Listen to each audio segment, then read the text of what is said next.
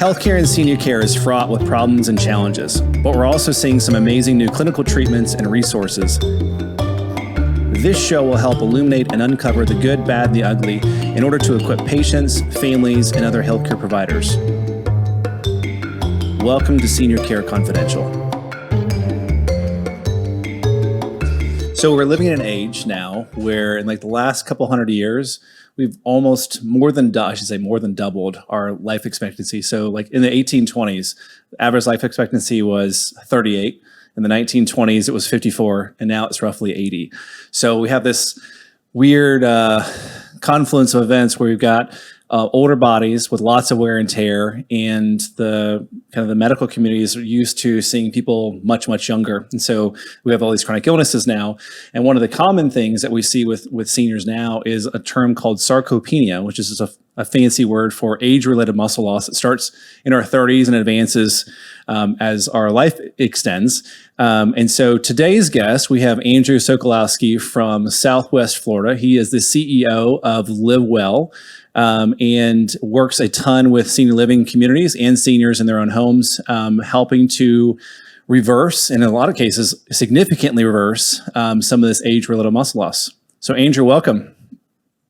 Thanks for having me. I'm happy to be here. So glad you're here.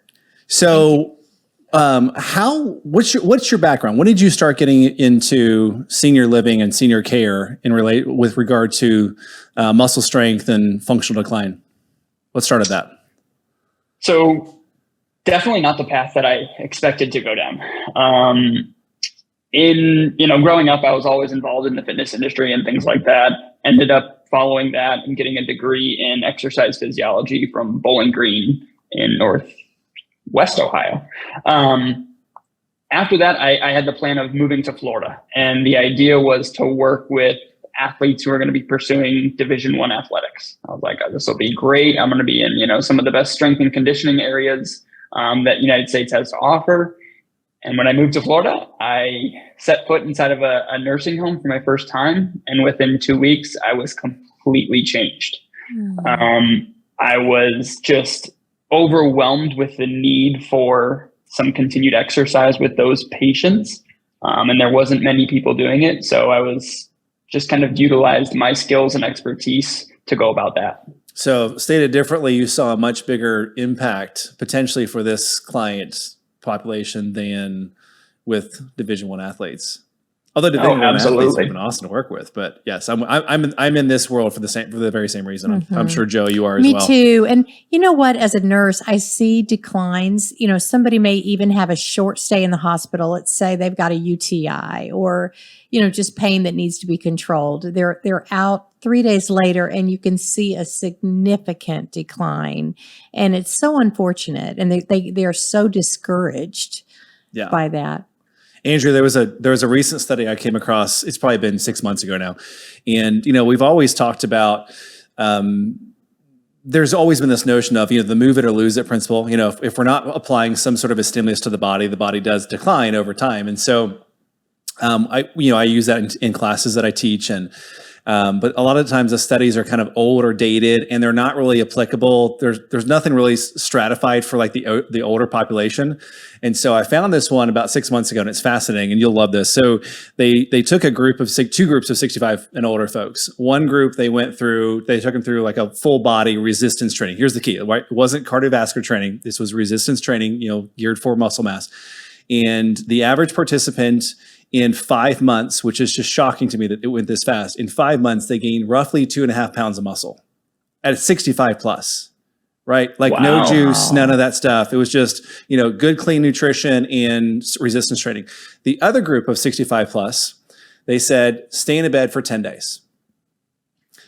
In 10 days, they lost nearly the equivalent of what it took the other group 5 months to gain. And then we wonder why, when they come out of hospitals, they come out so deconditioned. And so one of my things when we're working with patients, even before they become patients of ours, I have family members who will call and go, Brian, mom or dad's in a SNF, or they're in a rehab, or they're in the hospital. Like, what things should we pay attention to, kind of in prep before you come out and work them when they get home? And that's one of the things we start talking about. What's the nutrition look like in the hospital? And then are we getting some therapy to at least get them out of bed? Because that deconditioning happens in a flash. Are you seeing the same thing?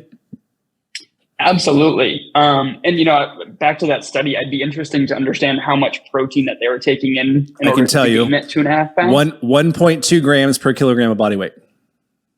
Okay. So interesting you brought that up. So we just had this on my last podcast with our pharmacist. Yeah. And so she and I were talking about some nutrition as well.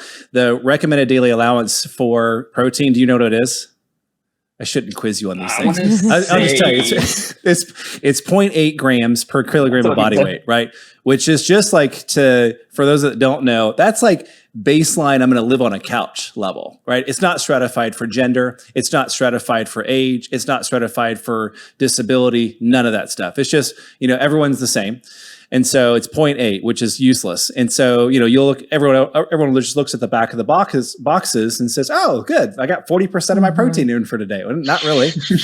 And so they did some studies on this too. And what they found was that in order to reverse sarcopenia, so again, age-related muscle loss, that number has to be 1.2 grams per kilogram of body weight. So a clear, like 50% more than what the RDA says. Interestingly enough, too, they did some other studies on hospitals. Do you know what their level of protein intake was on the dietary side? What? 0.7. 0.7. We weren't even to the point of the 0.8, which is the RDA, which was insufficient anyway. So yes, to answer your question, on that particular study, they made sure they had 1.2 grams of protein per kilogram of body weight in addition to resistance training. Because both are clearly needed. It's needed. And then, one of the things that we always talk about with our members is, like you mentioned, the 10 days to lose that amount. Muscle atrophy occurring within 48 hours. Every day in the hospital, potentially a week of recovery that you're going to have to go through. So when they hear the facts behind gaining muscle versus losing muscle, they're like, is this something that I really want to do? And then once they hear the fact that, you can lose muscle that fast, they're like, okay, this is something that needs to be done. Yep. And one thing, my question, like I know in rehab, and I've seen this, I've had clients that I've worked with, the physical therapy that they get is only Monday through Friday. And then it's 30 minutes or less. And so how is that strengthening those muscles? It's just such a short amount of time when the other 23 and a half hours, they're pretty much in bed. So are they really rehabbing? How can you rehab with 30 minutes? Do you want to take that one, Andrew? I have some ideas on that too. Yes, I'd love to know. Yeah, it's definitely a good question that you pose. And it's hard to say because everyone's going to be different. I think that, what we're seeing a lot of nowadays is we're getting called into skilled rehabs more so than I ever expected before. Really? Because the patients want to recover faster and because they can't get the therapy that they feel as a patient is necessary. And the SNFs know it. They know. They say, and are they welcoming to your visits? I mean, are they open to it? Wow, no that's great. That's incredible. Yep. Yeah. So one of the things that we see, because I used to do a little bit of some post-acute work in facilities like that. And to your point, like 30 minutes might not seem like a lot, but honestly, you can get, Andrew, you can vouch for this too. You can get a pretty good workout in 30 minutes. Like you can be sweating, quite a bit from the energy expenditure in 30 minutes. But to your point, if you're spending the other 23 and a half days in the bed, that's where you're starting to lose whatever you're trying to pick up. Like you're going backwards. Mm-hmm. And so at least if we're up in chairs and those kind of things, or walking around a little bit in addition to, then we can start to see the improvements there. Mm-hmm.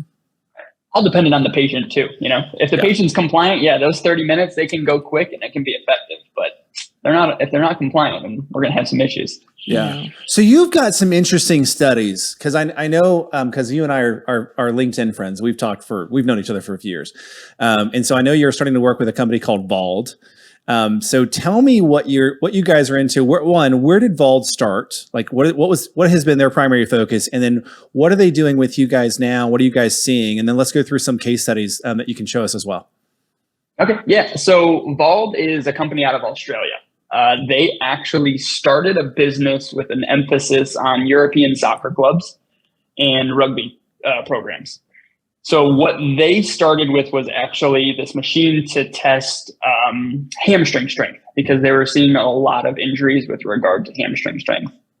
their business has snowballed, and basically what we work with now are two pieces of equipment, again, designed for the professional athlete, but we decided to take it for a spin, and it's been absolutely life-changing for our clientele. So we use a piece of equipment called Force Decks.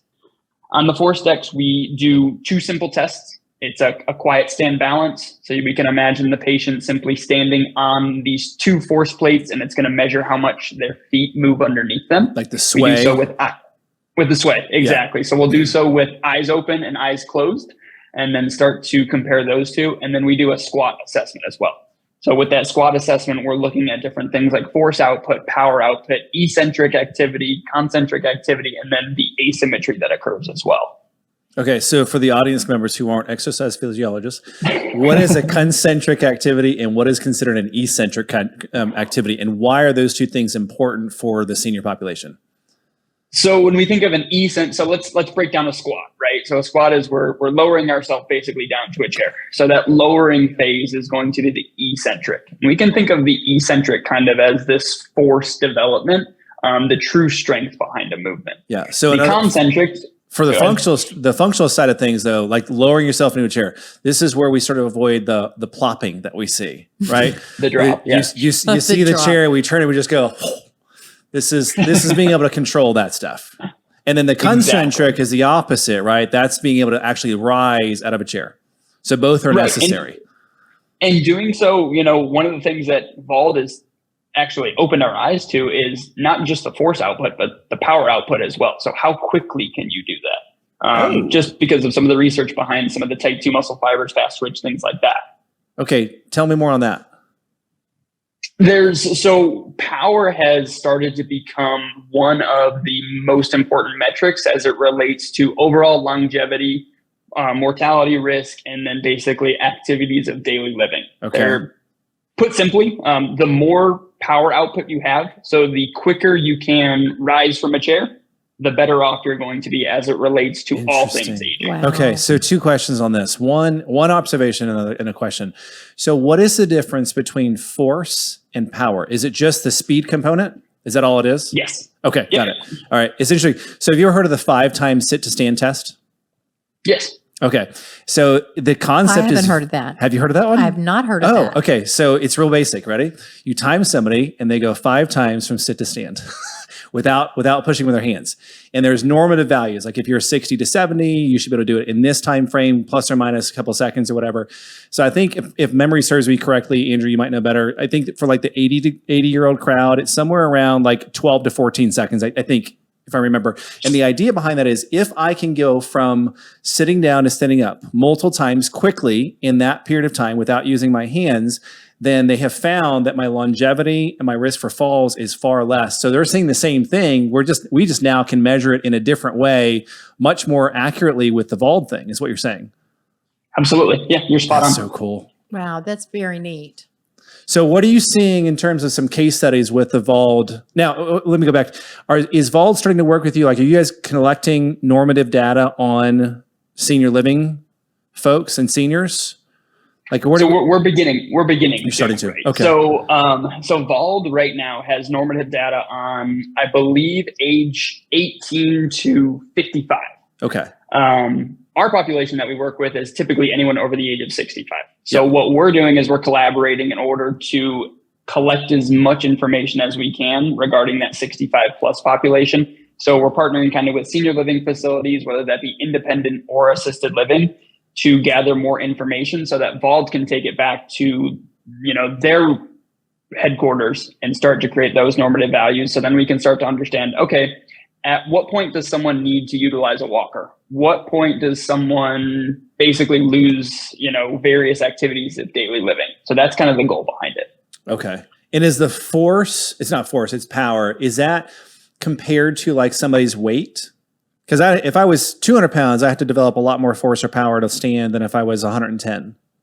So you can look at both absolute and relative. Okay. So the studies that we typically look at are based on absolute. Yeah. But again, we're comparing it back to that individual based on a rate at which they might decline. It's all relative to the client anyway at that point, because if you're doing it individually, it's like that. I'm just thinking like if you go across the population, how do I know, when do I need the assisted device or whatever?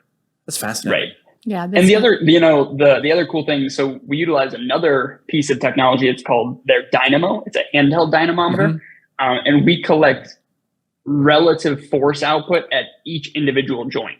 So we utilized a research study that showed, okay, within a skilled nursing facility, how much knee extension force should you be able to produce? How much knee flexion, abduction, hip extension, different things like that. So we can start to pinpoint where we really need to start working. Okay, so I'm going to ask you. You had a recent LinkedIn post on a client. I don't know if it had been a client of y'all's because you guys measured him, and he had his values for his force output across the board. Correct me if I'm wrong, but I think it was all of his joints, with the exception of his grip strength, were normal, and he had some moderate weakness in his grip strength. And he had, was it a fall or something that he ended up passing away from, which was a shock because if you look at the rest of them, so there's something about like that grip strength, there's something that we're missing that explains why that happened. And I think even you were like, wow, I would have never expected something as small as like the grip strength might have had, and it maybe it's causation correlation. Maybe there's nothing there, or maybe, there's a reason why Vault is finding out that the grip strength, there's some correlation to something there. Yeah, I mean, there definitely is. There is a correlation between grip strength and all-cause mortality. Right. I wanted to simply understand, is there anything related more towards knee flexion, knee extension, different things like that? Okay. How do they relate the two, all-cause mortality to grip strength? How is that related? So there's a threshold. I don't know what it is off the top of my head, but once you're beyond that or below that threshold, you're at a higher risk for prevalence of hospitalization, falls, and death. So, and it's based on, you collect a force output and then relate it back to kilograms. And that one's actually absolute. That one's not going to be relative to the individual. Interesting. So it makes me wonder, because I always try to think of like other variables that are behind this stuff. So, we couldn't tell Billy Bob to go do like grip strength stuff, right? Because it's probably not related to that. It's probably related to their normal activities of daily living. And in incorporating those activities of daily living, I have to have enough grip strength to do these things. It's probably more related to that. Would you say that's correct, or am I wrong? Or can I just do some forearm exercises and... Yeah, my forearm exercises on a constant basis aren't going to help me live longer. Yes. Okay. Just doing that, I guess you should say. Yeah. So I want to ask you a question. So how often, so you have a client at an assisted living that's hired you all to help. How do you go out daily, 3 times a week? I mean, what is the schedule with these clients, the average? So everything's individualized. More so than anything, I would say we're out twice a week. And we simply follow that with the American College of Sports Medicine. We view ourselves as the strength training modality that American College of Sports Medicine recommends. So we're out twice a week. And then what we also recommend is they go do another activity 2 other days during the week, whether that be walking, golf, tennis, you name it. So if they are getting Medicare services at that time for physical therapy, are you communicating with the physical therapist on what you're doing, or is it usually they're just using your services? Both. We definitely supplement alongside both Medicare provided home health within the skilled nursing facilities and then outpatient as well. So when we do have a particular instance like that, we are communicating. But then I would say that once those services discharge, we're kind of the continuation that can continue on without any limitations with regard to insurance. That's awesome. Yeah. Wow. Okay. And, we talk about kind of the good, bad, and ugly in healthcare. And as an advocate, I see the ugly a lot. And so what do you do with your services if you see that Medicare certified agency providing the physical therapy is not doing what they're supposed to be doing? How do you handle that if it contraindicates what you're doing, if you're doing 2 different things? Have you had a situation like that? We haven't necessarily had a situation where we're contraindicated with regard to how we're trying to improve the patient outcome, because I think our goals are aligned there. The tricky part that we've run into is when individuals state that we aren't allowed to be in when there are various Medicare provided services already on hand. I think that some of the service providers don't necessarily want another set of eyes and ears, or they don't want their progress being disrupted or something like that. But we've had instances in which, a Medicare provided home health says to the family, you can't have anyone else in the home right now because this, that, and the other. Goodness gracious. This is a complete misunderstanding of the regs. Yeah. Interesting. Because if anything, you guys are an adjunct. Okay, so Yes. on the therapy side, not therapy, but on the training side, I know because I know you fairly well. You all have a different philosophy on probably the dosing of exercise, but more specifically for this question, it's also on the type of exercises that you use. What do you find the most successful now that you can actually track the progress of your clients in terms of their force output? Force, right? It's force? Power. It's power. The power output. I'm learning. So now that you can track on the power output, are there certain exercises that you guys bias more towards because they're shown to be more impactful? So funny enough, this kind of goes against like what you would expect. We focus on functional training, right? So movements that are going to occur in everyday life. And I found the greatest amount of knowledge gain with regard to functional training at a CrossFit Level 1 seminar. So you think CrossFit, you think high intensity. Wow. right. So you think complete opposite of what a senior would be doing. But they break down the functional movements. So a squat pattern. So think about, rising from a chair or an air squat or something like that. So we focus on squat patterns a lot. We focus on hinge patterns a lot. So understanding that your knees have a hinge, but then also your hips have a hinge. And without any hinge strength, more so, hip flexion and extension, you're going to be in a pretty bad shape. Yes. So focusing on that itself, picking up things from the floor. Yes. And then pull patterns as well. Bringing people into a shoulder retracted position so that they understand, okay, this is what true good posture feels like. Interesting. Okay. Wow, that's great. I just think about, I know I have a brother and sister-in-law that they go to Orange Theory 7 days a week, and I'm terrified because I feel like I would be such a failure compared to all the athletes in the room. So somebody, say there's a senior who's not been super athletic, but you know what you can do to challenge them and get them stronger. How do you approach that? So it's a delicate approach, right? But I think that one thing we've noticed is once we kind of get over that first hurdle of accomplishing something that they turn their mind off to, the sky's the limit. Once they accomplish that first goal, they're more than happy to kind of get out of their comfort zone, push themselves to a new level. And that's when we really start to see the progression. So it's a delicate approach at first, but having them buy in and knowing that they can trust us, we're not going to put them into a situation where they're going to be harmed in any way. It really does help. That's great. So I know you've got a couple slides that I wanted to let you kind of go through just to show some of the. So I think you've got one that was like a positive outcome and one that was like post significant surgery, so you can kind of see the difference on that. Can you walk us through those? Absolutely, yeah. So this first one here, the key here is to understand which one's the initial assessment and which one is the secondary assessment. So with this example, the initial assessment is going to be the dark line. So that line that's underneath, it's shaded in a little bit darker. Okay. So that's the initial assessment. And then the trend line that you see is based on a Copenhagen study. So basically, after the age of 65, you start to see various regression, whether it be anywhere from 3 to 5% based on your age. So we take the initial assessment and we put it into this program where it gives us that trend line, right? And then after about 4 to 6 months, we reassess this particular client and start to understand what sort of a positive benefit they have. So then the line above, shaded a little bit lighter, shows the new trend line. So this particular, I know this individual, he's a 82-year-old gentleman. And this reassessment, which is the line above, as I mentioned, shows that basically he had 14 years of positive benefit. So where am I getting that from? How does that happen?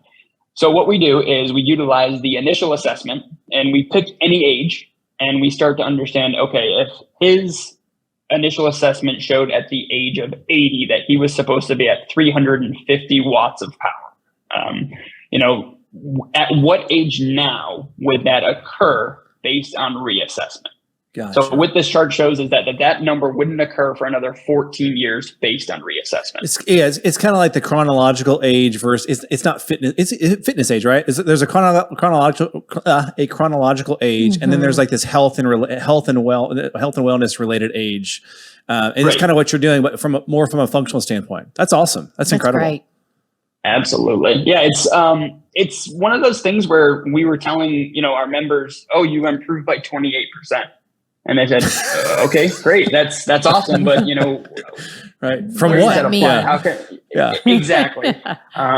And then as soon as we put this on here, it was like, oh wow, this is game changing. That's significant. Awesome. I love that. All right. Now show us the next one that's got the transplant. So this one's the opposite, right? So again, paying attention to the different colors. So the lighter line here, so the line above and shaded lighter is the initial assessment. Okay. So this gentleman was actually quite powerful. He, of course, needed a lung transplant. So we started with him before that lung transplant. We understood what his regression line was going to be, and he went off to get a lung transplant. It was actually kind of a crazy story. But then long story short, he was basically in the hospital for about 50 days. Yep. Upon his return, we reassessed him. And so our goal was to understand, okay, how much did this lung transplant age him? And you can see here, the chart's a little blurry on my end, but I believe that it starts at the age of 69. Based on that reassessment value, he would not have reached that until the age of, I think, 107, if we compare that back to the initial assessment. Wow. So we can say that, did this lung transplant age him 40 years? At least initially, yeah. Wow. From a functional Right. status, yeah, it set him back 40 years functionally, is what it looks Right. like. Yeah. Right. Wow. So then, it starts to beg the question, okay, what does that mean for his future then? Can you turn this around? Is he to a point of no return? We don't know. It's something new that we're looking at, but it's something we're going to follow. Notwithstanding like severe case, I shouldn't say severe case, extreme cases like this, we don't see lung transplants all the time. So not including cases like this, guys, but just your normal, aging, debility stuff that you see in with your senior clients. How long does it take you to get them to kind of where they're starting to backtrack years, like they're gaining functional years back? Which you and I would equate that with quality of life, maintaining independence far longer, Right. reduction of falls, all that kind of stuff, right? It's well-being and quality of life. When do you start to see that now we're getting like my chronological age might be 85, but my my functional level might be 78. When do you start to see that go backwards? So there's definitely a couple of variables at play. It's the intensity that the individual is working throughout the session. How often are they having an exercise session? What's their nutritional status? How much are they sleeping? All of those factors play in. Yeah. But we typically try and assess at about the 4-month mark. And typically when we do reassess at 4 months, whether it be 2-3 times a year, we're going to start to see a positive benefit for that individual. Got it. Okay, awesome. I know you and mentioned there are cases when we don't see that much of a positive benefit, where we're kind of right along that regression line. And my view on that is, okay, if we're along the regression line, sure, not the best thing for us to kind of prove that exercise is beneficial, but imagine if you weren't doing anything, then what would that regression line look like for you? Yeah. So can we talk about diet? I know you were talking a little bit about protein, and how important is protein as we're gaining power?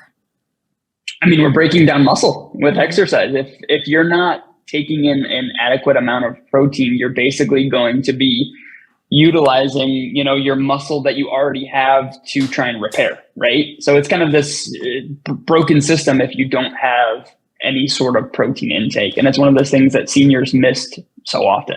And so what do you do with clients in those communities where the food offered does not meet the protein needs of that individual for optimal improvement? That was said so nicely.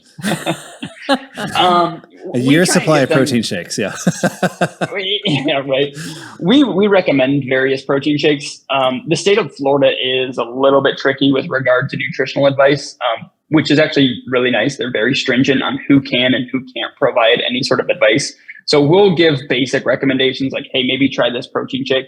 But then we actually have kind of a registered dietitian that we can point them towards. Great. More often than not, individuals aren't interested in, piling that on top of what we're doing, especially when you talk about an individual who's set in their ways eating for the last 80 years, it's really hard to change. Well, and I've encouraged families, bring up a blender and keep it in the patient's room and do a protein shake. If they don't like anything that's offered, just have something in there for them. And most of the rooms have a little fridge too. Yeah. So just offering those, encouraging that protein is so important. Yep. Absolutely. Awesome. Andrew, man, this has been awesome. Thank you so much for sharing. I'm fascinated to see and follow you and see what other kind of things you guys are developing through Vault. I'm really interested to see as you guys are creating more and more of the kind of the normative values that you guys can pull through those force plates and see what you guys can develop from there. Anything else that audience members should know about you? How to get in touch with you, those kind of things? Yeah, I mean, if anyone has a loved one in the Southwest Florida area, we are happy to work with them, whether they've gone through the therapy process or they're currently going through the therapy process or they want to be proactive about things. We always offer a complimentary assessment. We can point towards, if they don't necessarily need the one-on-one that we provide, we can at least say, I think you should work in this area. You should focus on this, different things like that. Okay. And what's the best way to reach you? Best way to reach me, I would say if you head over to our website, which the URL is a bit of a mouthful. Sorry, we're going to put it on the screen for you. Yeah. www.livewellhealthmanagement.com. And Andrew, I have a question. For those patients that are clients that cannot afford your services, I know you are concierge private pay, and it's a wonderful service. What are 3 things that you would recommend to a Medicare patient that doesn't have the funds but could improve that power individually? Could improve the power. Okay, so sit to stands on a daily basis. I would do probably 2 sets to strength, so moving at a bit of a slower tempo, controlling yourself down, as Brian mentioned earlier, and then coming up at a normal speed. Then focus on 2 sets trying to control for power. So you're still controlling yourself on the way down, but now you're exploding out of the seat. I would do basically the same thing for a glute bridge or a bridge on your back.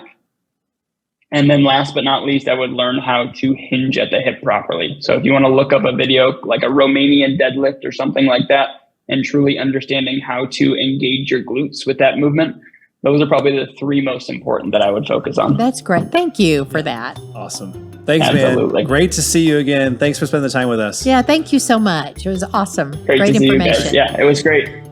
Appreciate the time. Absolutely.